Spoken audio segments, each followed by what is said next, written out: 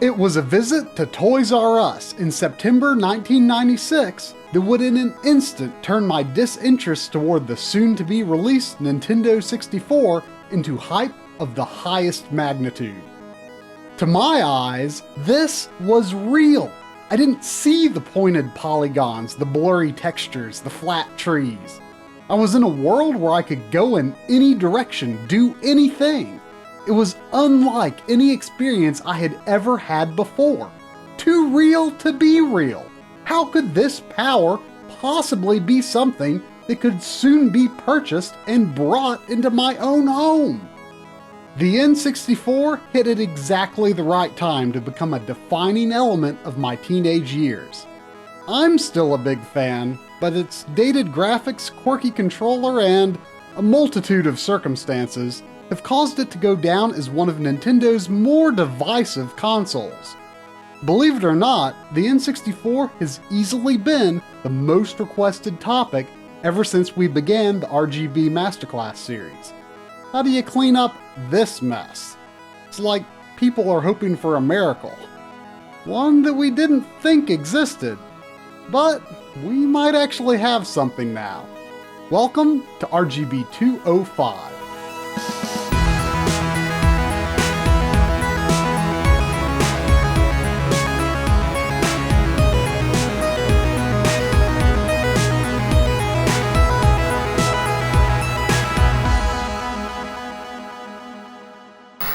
Nintendo released the Nintendo 64 in Japan and North America in 1996, and worldwide in 1997.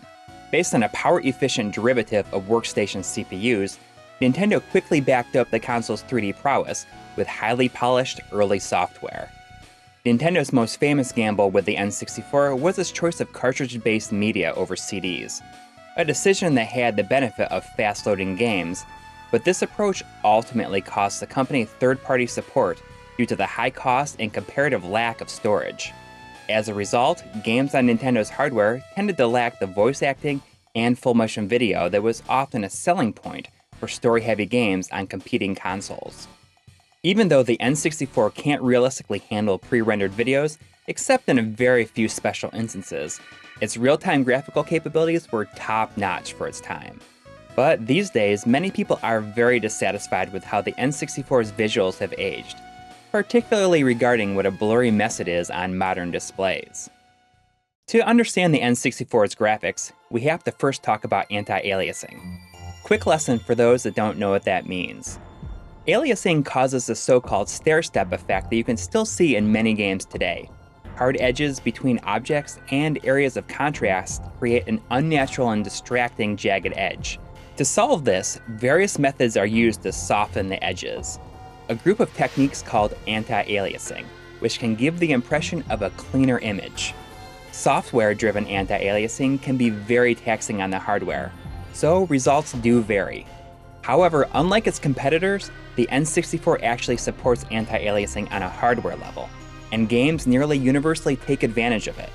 Unfortunately, it's also the chief culprit of why the N64 image quality is such a tricky matter. With only a few exceptions, N64 games output at a 240p resolution, which is typical of all consoles up until the Dreamcast's release in 1999. At the time, anti-aliasing may have seemed to be very forward-thinking, but in retrospect, perhaps it just doesn't make sense for games running at such a low resolution. Here's what 240p looks like on the Sega Saturn and Sony PlayStation versus the N64. This is obviously going to be a very subjective matter, but many people do feel that the N64's look has aged poorly. Quake 64 actually has a unique option for disabling the anti-aliasing filter. It's an interesting look at what could have been, but we'll leave it up to you to decide which is best. A select group of N64 games do have the means to push beyond the console's normal limitations. In 1998, Nintendo released the expansion pack, which doubles the N64's RAM from 4 megabytes to a whopping 8 megabytes. While a few games require the expansion pack to even work, optional expansion pack features range from higher resolution textures to smoother frame rates, and even 640 by 480 image resolution. Playing N64 games in 480i is kinda neat, and the hardware-based anti-aliasing is far less offensive at a higher resolution. Check out the expansion-packed enhanced intro for Pokemon Stadium 2. It's kind of insane just how crisp and smooth it is when properly de-interlaced.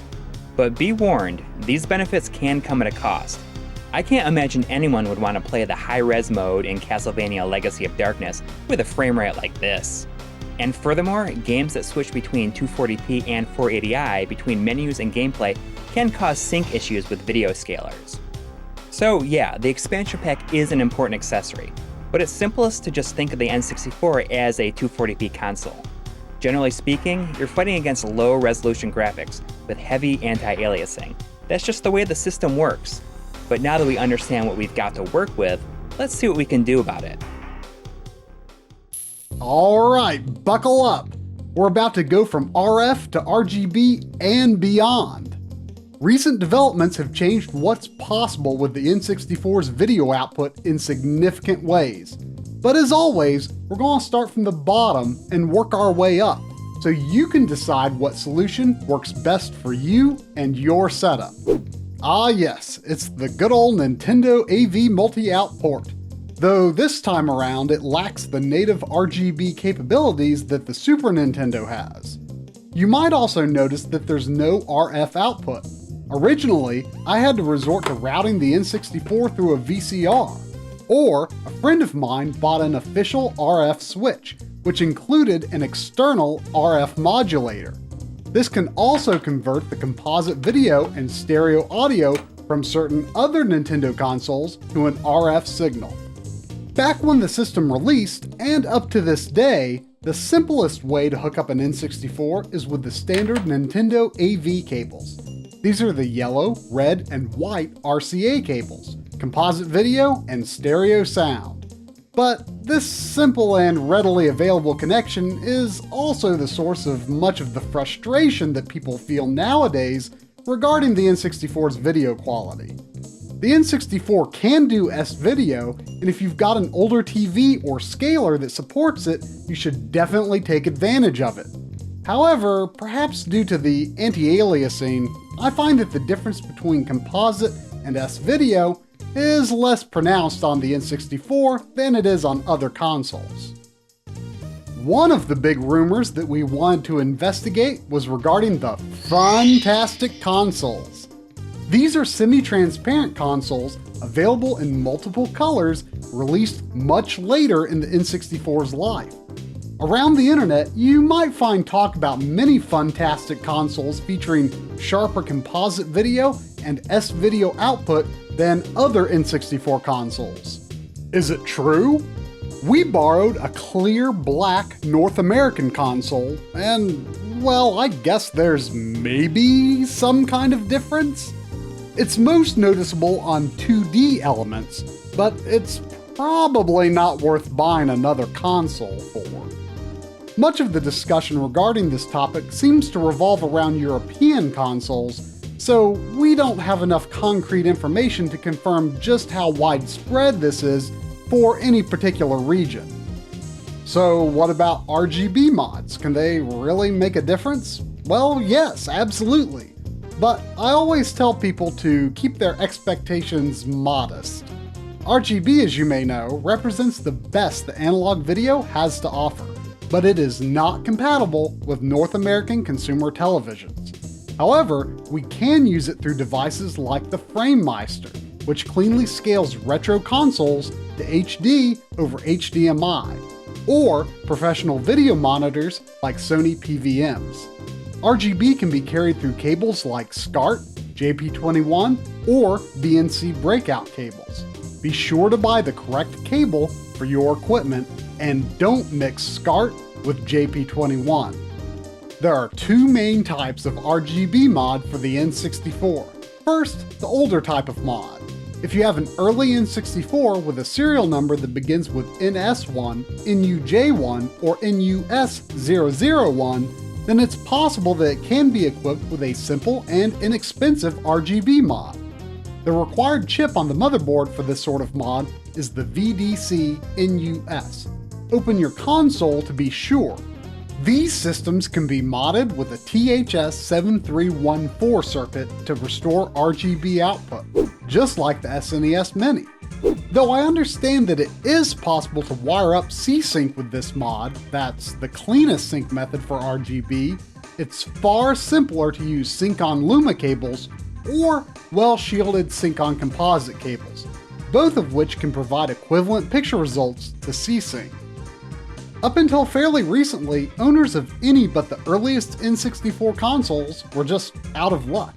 But thankfully, Tim Worthington, the designer of the groundbreaking NES RGB board, designed a similar board for the N64, and it's universal for all N64 consoles worldwide.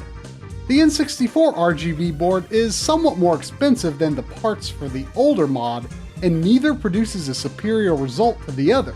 So, choose the best option for your console. Check Tim's website for a list of regional distributors and recommended installers. The end result for either mod is a clearer image, cleaner colors, and more defined textures. It's not a revelatory experience compared to RGB on other consoles, but it's a definite upgrade. Don't let the difference in brightness levels fool you. RGB is definitely clearer and shows off more color depth. We've also tested the HD Retrovision SNES component cables with both types of RGB mod, and they work great. HD Retrovision cables will not work on unmodified N64 consoles. RGB modded Funtastic consoles are no sharper than any other N64 console with an RGB mod. So is that it? To be honest, we thought that this episode was going to be a bit of a disappointment. RGB is nice and all, and it does help, but it doesn't stop the N64 from smearing an anti-aliased mess all over your screen. There's just nothing you can do about that. Or is there? The newest development in the world of N64 video quality is the Ultra HDMI. This is an HDMI mod kit created by Retroactive, resulting in a clean mini HDMI slit just under the AV multi-out. It's universally compatible with all N64 consoles, and we had the chance to borrow a review unit equipped with near-final firmware. At first, I expected this to be nothing more than a simple but high-quality connection for people who don't have RGB or a Framemeister, and just want to play N64 games with comparable results. But I was soon able to see that this is far more than that. The Ultra HDMI is a total game changer. I do have to emphasize that the Ultra HDMI is not going to increase the internal resolution of games from 240p or 480i. It does, however, cleanly scale to HD resolutions up to 1080p, and a variety of options available through an on-screen menu brought up by a special button combination allow you to adjust the image to your preferences. According to the Ultra HDMI website, latency averages less than 1 frame, depending on settings. I was personally unable to feel any noticeable lag. There are two primary schools of thought regarding the best look for retro games, and the Ultra HDMI is equipped with options that should please both camps. For the group that wants the old school tube TV experience, a retro mode is easily selectable in the menu, which loads specially chosen presets complete with Scanlines and a softer, slightly bloomed image, which can be further tweaked. This is perhaps the best artificial Scanlines look that I've ever seen. I could definitely see myself using this mode if I weren't playing to record footage. However, many purists would consider me a heathen for generally not using Scanlines and preferring extremely sharp pixels. I like sharp pixels for any 240p source, even in a 3D game. And this is where the Ultra HDMI offers a solution that I can't believe is possible. In addition to smooth and sharp pixel scaling modes, it is also able to undo much of the damage caused by the system's video interface, or VI, which normally produces significant horizontal blur. Think of it like an unnecessary extra pass of anti-aliasing, which the Ultra HDMI is able to reverse with smart algorithms. It doesn't sound like it should work, but check it out, it's freaking witchcraft. 2D elements in particular are represented with perfect clarity, a total revelation. And though subjective, I think the removal of the excess blur is of benefit to polygonal graphics as well, creating a happy middle ground between the completely unfiltered PlayStation look and the excessively blurred N64 look. Some games do run at oddball resolutions, in which case the de-blur effect may produce undesirable results. With automatic settings, it's able to detect in real time if VI de-blur is a good match for the currently displayed resolution, meaning the vast majority of N64 games, which are rendered at 320 pixels wide. The sharper settings can highlight flaws like dithering a bit more strongly, but in my opinion, it's overall a major improvement.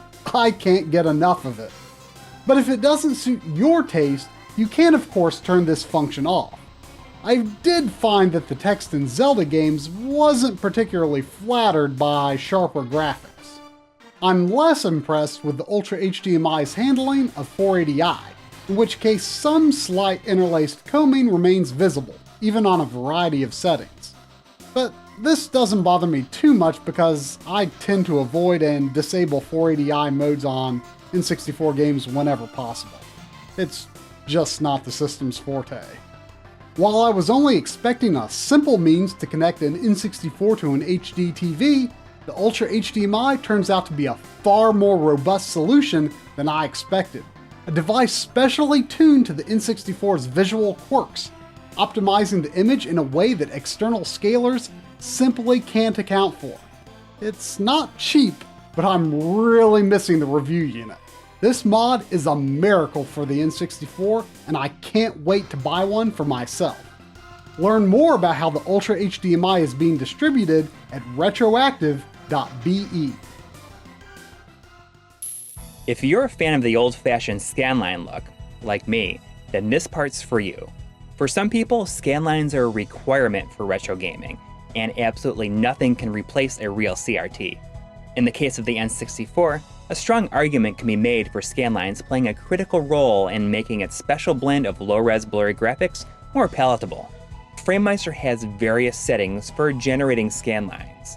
In fact, all of our backgrounds in this episode come straight from the Framemeister. Check it out, N64 RGB with the cleanest, sharpest setting the Framemeister can produce, versus N64 RGB with artificial scanlines. Which is your favorite? While we're at it, let's compare these same settings with the default retro presets on the Ultra HDMI. These are great options for simulating the look of a CRT and hiding the N64's graphical flaws. But how does the N64 look on a real CRT?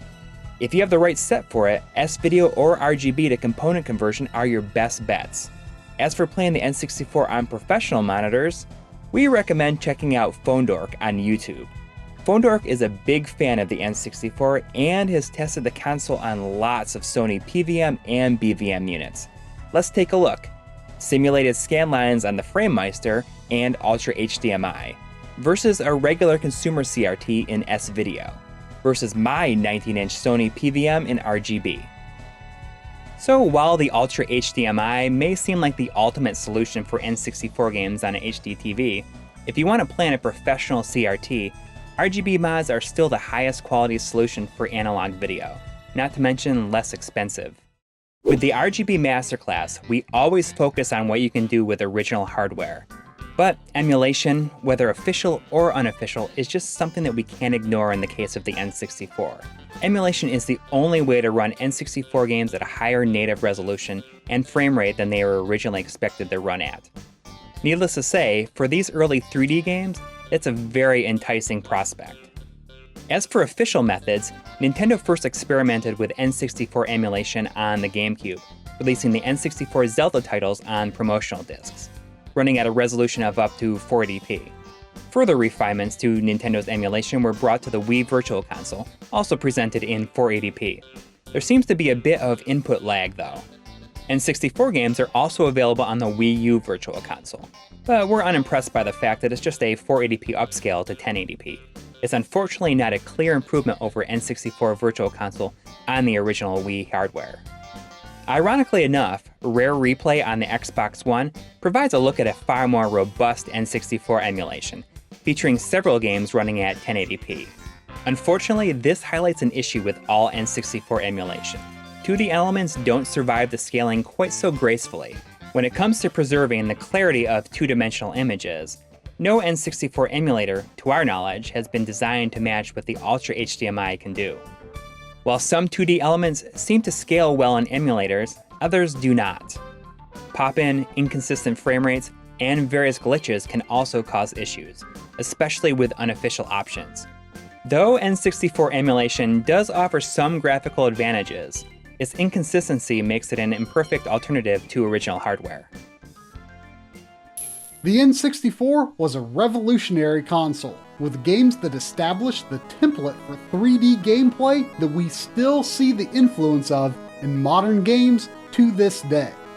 Though it was powerful for its time, Nintendo's engineers may have reached just a bit too far with their methods for representing the final video output.